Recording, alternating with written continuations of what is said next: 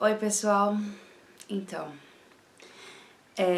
ontem à noite eu me deparei com um último vídeo de Evelyn Helen, esse aqui, que ela fala que é o vídeo mais difícil que ela gravou aqui pro canal.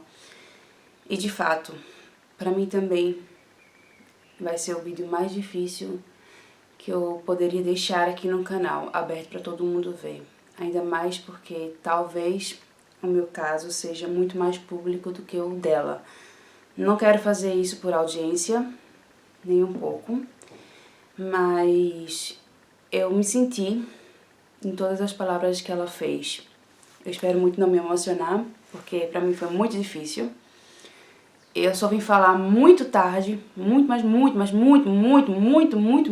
tarde, absolutamente tarde, porque na hora eu não tive voz. Porque minha situação era muito difícil. Acreditarem.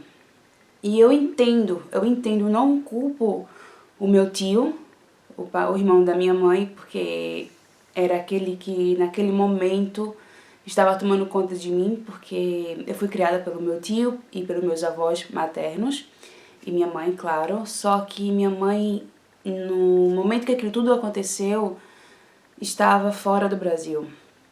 Não estava no Brasil, ela tinha ido viajar, então minha mãe deixou aos cuidados da minha avó, do meu avô e do meu tio.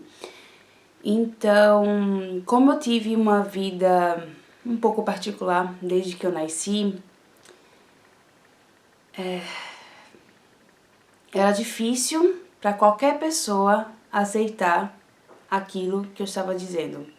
Eu tinha cerca mais ou menos de uns 6, 7 anos, não consigo lembrar exatamente daquele momento da minha idade, mas eu lembro, como a Evelyn disse, de tudo, absolutamente tudo.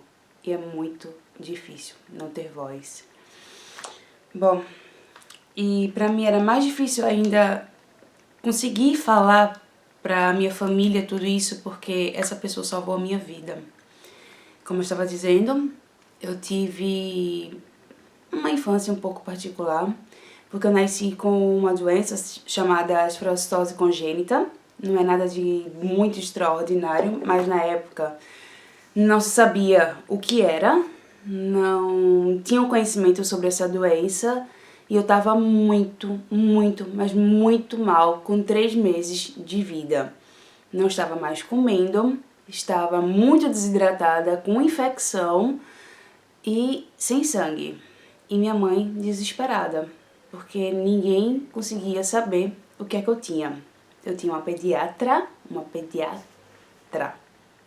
mulher, tinha uma pediatra mulher, ela não sabia o que fazer comigo. Minha mãe desesperada ligou pra uma amiga dela, ou ela estava numa casa no interior, parece que foi em Gravatá, pelo que minha mãe me conta. A gente estava em Gravatá, eu estava muito mal e essa pessoa começou a se preocupar, essa amiga da minha mãe, se preocupar comigo, porque estava realmente um caso que eu estava já quase que morrendo, literalmente, eu estava quase para morrer. Mais um pouco eu tinha morrido. Essa pessoa desesperada ligou para um médico, na época era o médico mais importante de Recife. Era aquele médico que todos tiravam o chapéu. Eu fui levada para ele. Então, ele salvou a minha vida, literalmente. E eu queria ter sido muito grata por isso, mas não sou grata. Não vou entrar mais em muitos detalhes, porque como eu já falei muito até, quem de Recife vai saber. Sim, aconteceu comigo e não aconteceu por pouco tempo, aconteceu por muito tempo. No primeiro momento que aconteceu, eu falei pro meu tio, mas coitado, eu entendo, eu compreendo, eu não culpo ele por nada, mas eu falei mesmo, e ele não acreditou, porque aquela pessoa Me tinha salvado literalmente a vida. Eu estava entre a vida e a morte já. E ele me acompanhou toda uma vida.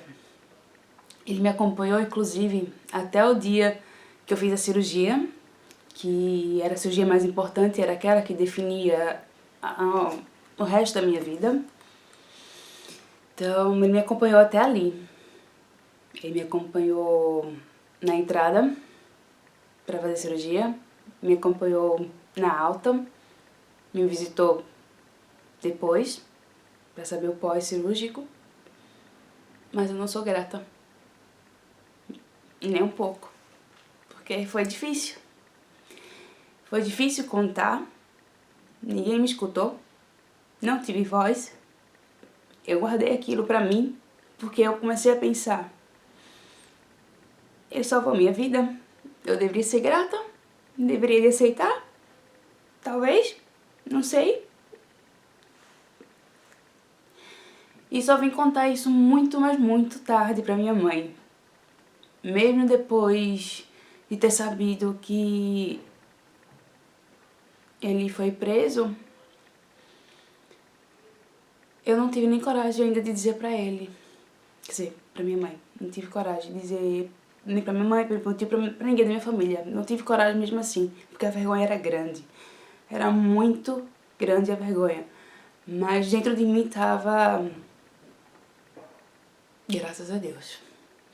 Que uma mãe escutou o filho. Porque foi um depoimento de uma mãe e depois foi o depoimento também de uma enfermeira, que eu fiquei sabendo. Porque eu tive uma pessoa muito próxima de mim que por acaso trabalhava no hospital dele, e ela me contou que foi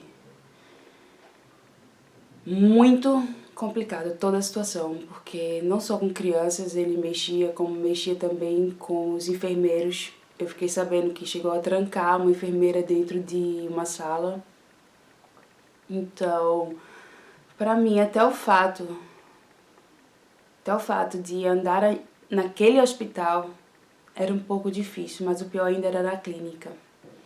Porque tudo aconteceu quando eu ia fazer minhas visitas de rotina, para saber como ia a minha questão de saúde e quando seria, que era para ser minha cirurgia, porque mais cedo ou mais tarde iria acontecer. Então, como era ele que estava sempre por dentro de tudo, foi ele que sempre cuidou de tudo. Então, pra mim, eu juro pra vocês, gente, eu fiz uma faculdade em Nassau, lá em Recife, e era perto, muito perto, mas muito perto, mas muito, muito perto da clínica. Quando eu passei na porta da clínica, gente, eu me arrepiava. Arrepiava sem ninguém conseguir entender.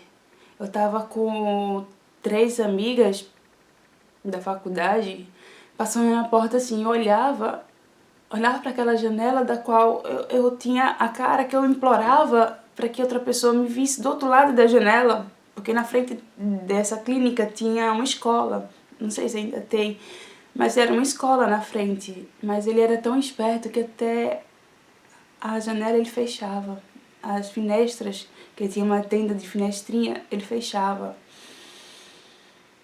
Então, pra mim foi difícil não ter voz, ninguém conseguia acreditar, porque é uma pessoa com tanto poder, é uma pessoa tão conhecida, era uma pessoa tão influente, era uma pessoa tão...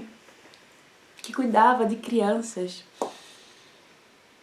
Mas é como a Evelyn falou no vídeo dela, que eu me emocionei muito.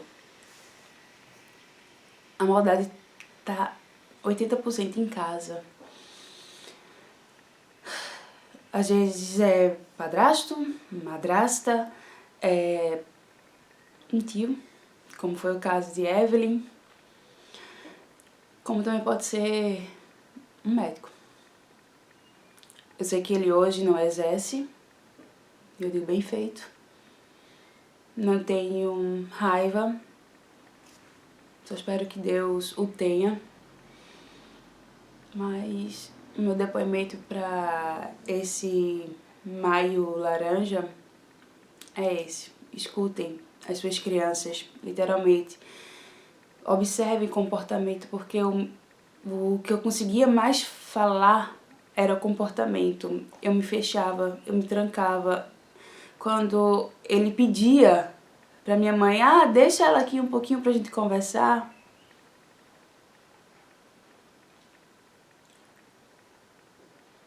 Eu não tinha reação. Simplesmente eu não tinha reação. E foi essa a minha história. Não estou fazendo esse vídeo pra me gloriar, pra me fazer ver, pra todo mundo ter pena de mim. Não. Mas pra olhar e escutar as crianças de vocês. Elas não falam mentiras. Acredite, elas não falam. Se ela te fala alguma coisa, tenta ouvir, tenta observar e ver.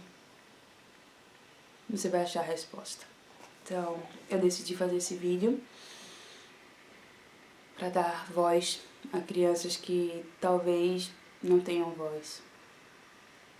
Obrigada.